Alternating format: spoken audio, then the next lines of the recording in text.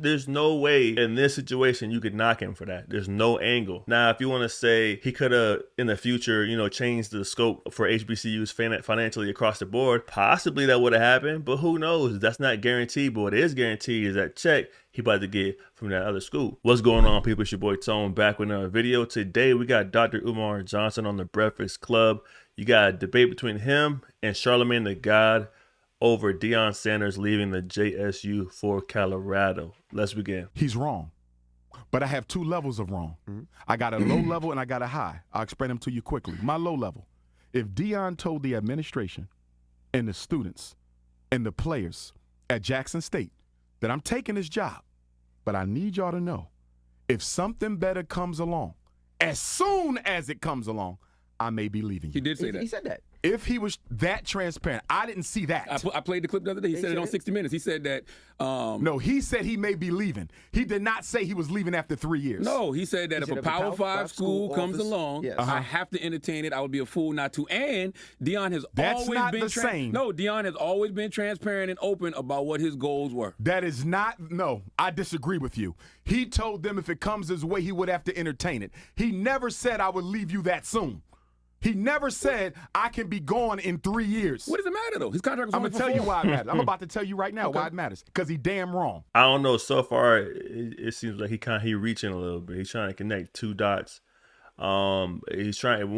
Once you get into a certain space where you're trying too hard to connect two dots together, then your point may not be valid, man. Let's keep it going. Now, if he told them, if I'm going to go back and study some more, but from what I seen him say, he was not that direct. But if he was, and that's not what I saw, so we disagree there. But if he was, he's still wrong, but it's a low level because at least you was transparent and you gave him informed consent.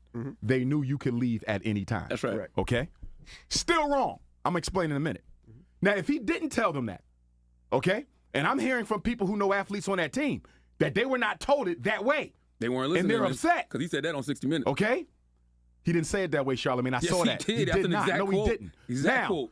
if he did not do it that way, that automatically means that Deion Sanders used, abused, and exploited HBCU Jackson State just to be given an opportunity to show predominantly white institutions that he could coach. If he only used them as a stepping stone to getting a job at a white college, he was dead wrong. Now, let me tell y'all why this is bigger than football. I don't necessarily agree with that, though.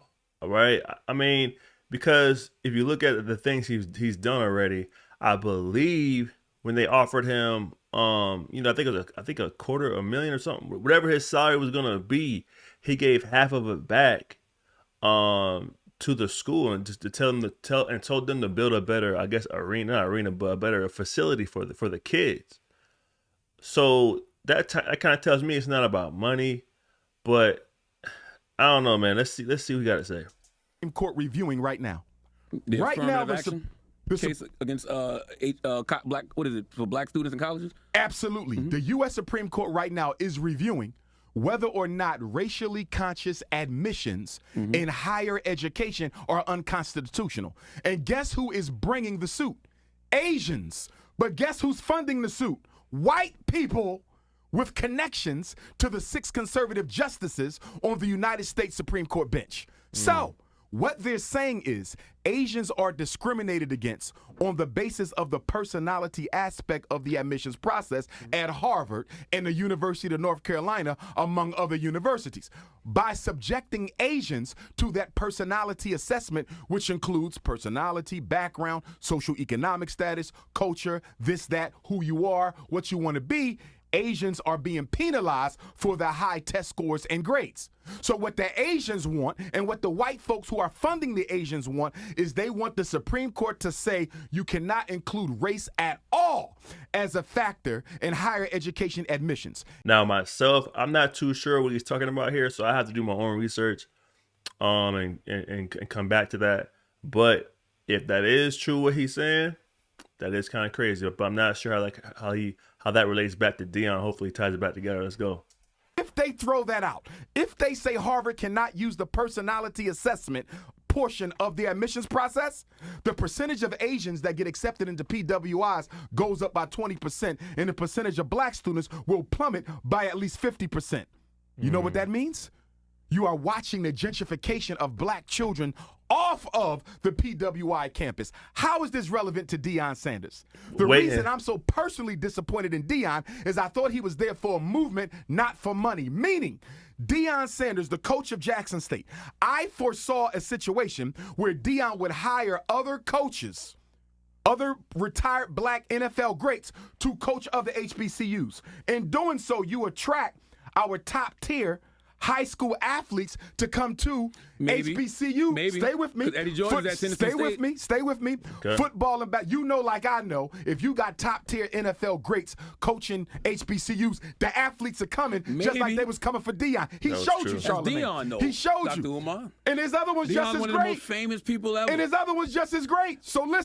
But all right, so my only pushback there would be that's up to Deion though. He's a grown man. If he decides to change his mind and he wants to go to a bigger school to make more of an income to support his family and to support, the people that he supports, his infrastructure, he has the right to do so. He did a great job over there. He did a great job there at that school. So it's kind of like, I don't know. It's like you can't win for losing here. If he would have stayed and that wouldn't have happened, say that the school would have been a success, but he didn't draw in the other athletes, and that didn't happen, would you have criticized him there as well? It's kind of, I don't know. That's two sides to the coin, man. I mean, that man has a right to do whatever he wants at the end of the day. Let's keep it going. Eddie George at Tennessee State. That's one person. We talking about a system, not an individual. So Deion and these other coaches bring all these athletes from high school to play football, basketball, so forth. The revenue of the HBCU goes up, Envy. As a result of the revenue going up, Charlamagne, the schools got more money. They don't have to subject themselves to closure. They don't have to subject themselves to being dependent on white money. You got HBCUs at risk of being closed. I read something that said almost a half of them. A half may not survive the decade. That's not Deion Sanders' fault. You know what I'm saying? Could he have helped it? You may be able to make an argument there, but that's not his fault. All right. If the private schools and the private sector, I mean, I went to a HBCU, so I know exactly what he's talking about here. It's very difficult for the private schools to get funding because the folks who graduate don't necessarily give back as much as compared to the state schools. And I guess it's more difficult to get funding because you're a private school. I get all that, but you can't put all that on one person. Deion ain't here to save the day. You know what I'm saying? He's just one man. If that one man chooses not to do that, he goes to a different route that can improve his future. And maybe he can pull up more people to that school. You know what I mean? You don't know his game plan. So I mean, let's just continue to hear him out though. Let's continue to hear him out. Let's get it. This was bigger than football. This was about the survival of the HBCU. It's bigger than Deion, especially though, Dr. Umar. no, Facts. Yes, no, it is. That's I facts, think bro. Stop trying to. you're blaming stop an individual. Trying to, stop trying to give celebrities a pass, My man, Charlamagne. yo. You're blaming an individual I'm not instead of talking blaming about him. the issue. I'm blaming black men for not being men. But you know what? I'm blaming us for Listen. not being men. That was an unmanly move. Can you admit one thing? Deion could have went down in history, Are brother. HBCUs chronically underfunded? Of course. Were they chronically underfunded before Deion? Yes. Yes. Will they be chronically underfunded after Deion? Yes. Absolutely. What are those reasons that they're chronically underfunded? We don't give Because back. we as black men have not come together to create the funding source to make sure they survive. I don't want to hear about the government. We have too many wealthy blacks. That's one, Y'all exactly. interview them every Listen, day. I'm with you. So you got low saying Alumni donors. low alumni donors, Okay. right? Okay. Low endowments. Correct. That's a us problem. He part of us. Why you keep exhibiting celebrities? But he's one They're person. not better than us. He's one person. Okay, but the point is that one man He mad. could have been a catalyst for a movement that would have revolutionized the survival of HBCUs. But why does the movement? It seems like to me, Dr. Umar is taking it personal. You know what I mean? And he had a vision for Deion to complete, but what Dr. Umar is not understanding that Deion Sanders is a grown man. He gonna do whatever he want to do. Whatever he not gonna do what somebody down the street is suggesting him to do. He's not gonna do what somebody he don't know on a radio show gonna tell him what to do. He gonna do what's best for him and his family, bro. And that is a part of being a man. A man is a person that provides and protects and creates that financial stability. So there's no way in this situation, you could knock him for that. There's no angle. All right. Now, if you want to say he could have in the future, changed the scope for HBCUs financially across the board, possibly that would have happened, but who knows? That's not guaranteed. But what is guaranteed is that check he about to get from that other school. Let's get into it.